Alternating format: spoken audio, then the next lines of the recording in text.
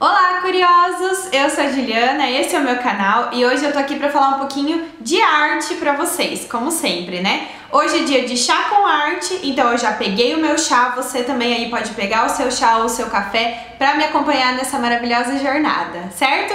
O chá de hoje é esse aqui, ó.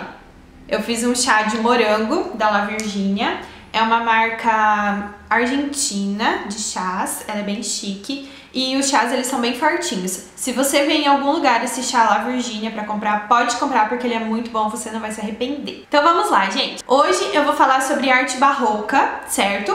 Principalmente a arte barroca que aconteceu na Península Itálica no século XVII. Ou seja, eu vou falar um pouquinho pra vocês da origem do barroco, porque o barroco, o que aconteceu? Ele surgiu na Península Itálica, né, onde hoje a gente conhece como Itália.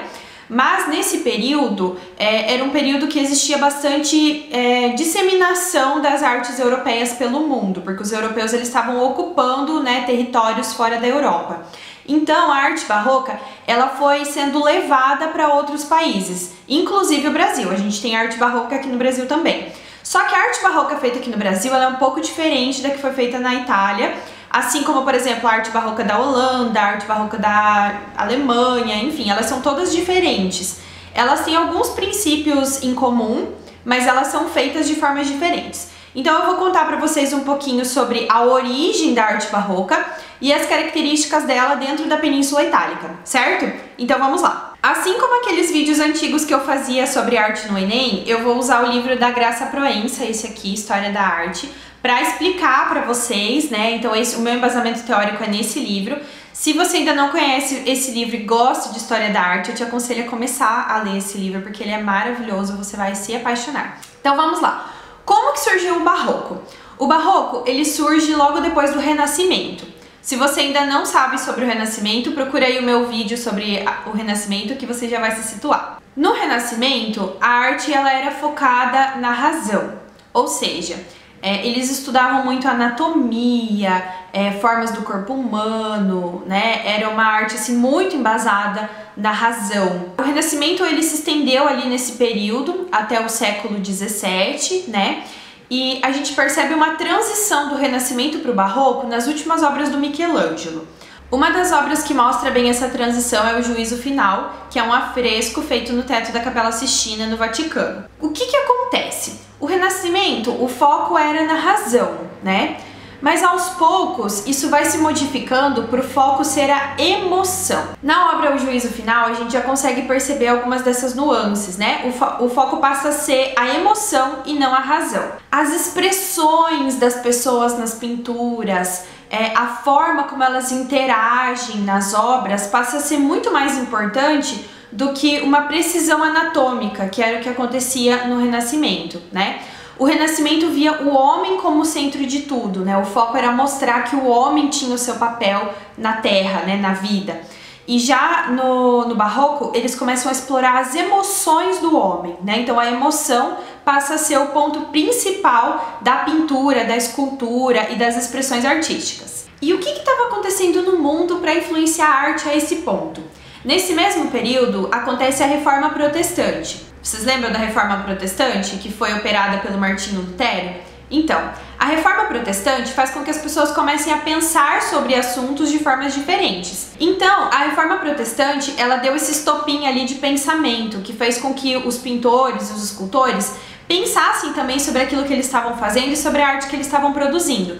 E assim eles começaram a retratar muito mais a emoção das pessoas do que só a razão, só o racionalismo, né, que tinha antes no Renascimento. Então vamos falar um pouquinho agora sobre as características da arte barroca. Na pintura, a gente percebe muito forte o uso do chiaroscuro. Vocês lembram do chiaroscuro? Com certeza você já ouviu essa palavra na escola. Chiaroscuro nada mais é do que claro escuro. Então o que acontece? As pinturas barrocas, elas têm o fundo bem escuro e a parte onde aparecem as pessoas, o foco principal da pintura, ele é bem claro, ele é mais nítido. Por que isso? Para dar um foco naquilo que o pintor queria realmente que as pessoas observassem.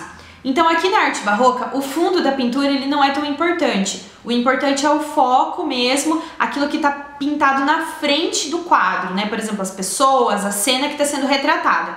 Então o fundo, na maioria das pinturas barrocas, ele vai ser preto ou marrom bem escuro e as pessoas na frente como se estivessem iluminadas por um feixe de luz. Essa é a principal característica das pinturas barrocas. Além do uso do chiaroscuro, a gente percebe também expressões muito fortes nos rostos das pessoas retratadas, né?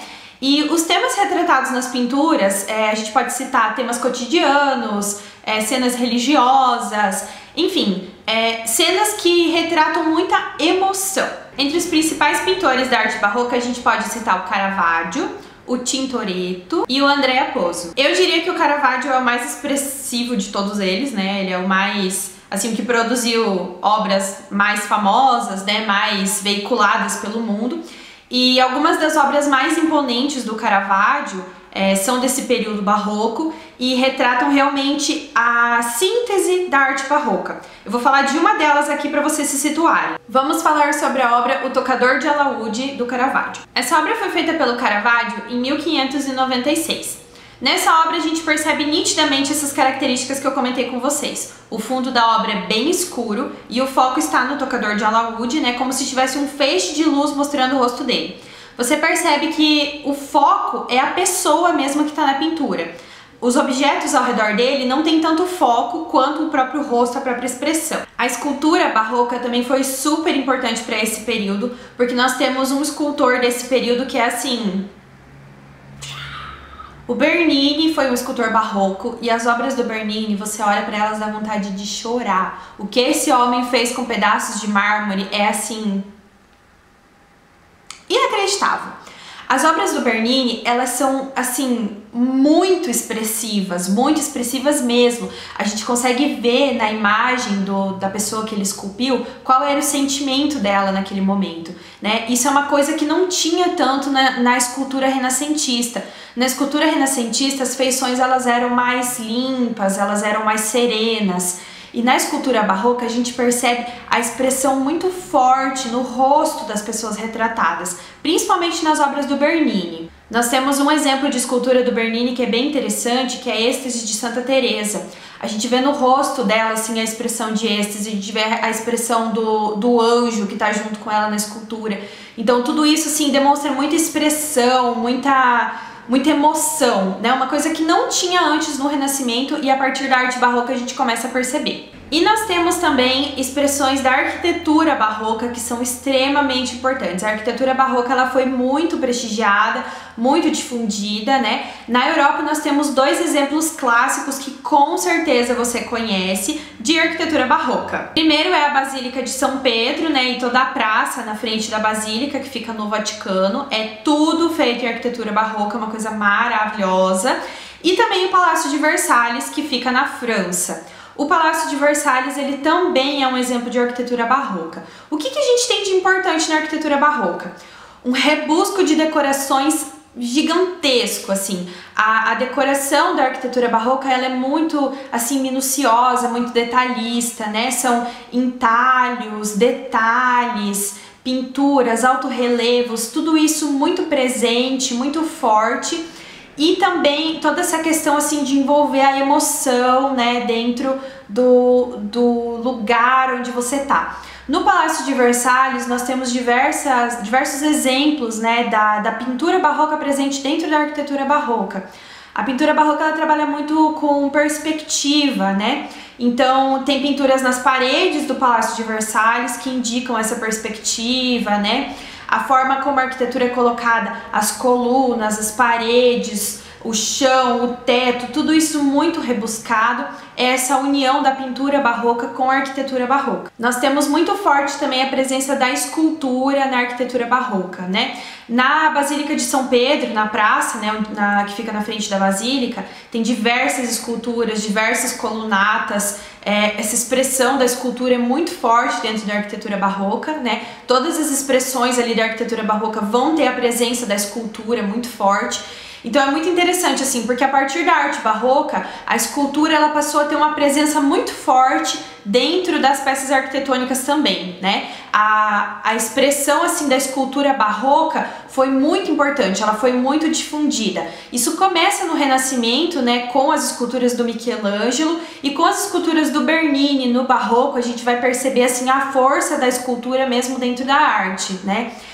Ela passa a ter assim uma equivalência com a pintura. Ela passa a ser tão admirada e tão apreciada quanto a pintura. Gente, é isso, eu não vou me estender, eu espero que vocês tenham entendido, né, o que eu quis passar pra vocês sobre a arte barroca. Se você gostou desse vídeo, não esquece de curtir, se inscrever no canal, deixar o seu comentário, porque eu quero saber se você tá gostando, né, se você tá se interessando sobre esse conteúdo, certo? Espero que tenha sido útil pra vocês. Se você quer saber um pouco mais sobre arte, é só ir lá no meu Instagram, instagram.com/julietesa. E tem vários vídeos legais aqui no canal, então dá uma olhadinha, dá uma olhada nas playlists, porque eu tenho certeza que você vai gostar de aprender um pouquinho mais sobre arte, certo? Um beijo e até o próximo vídeo. Tchau!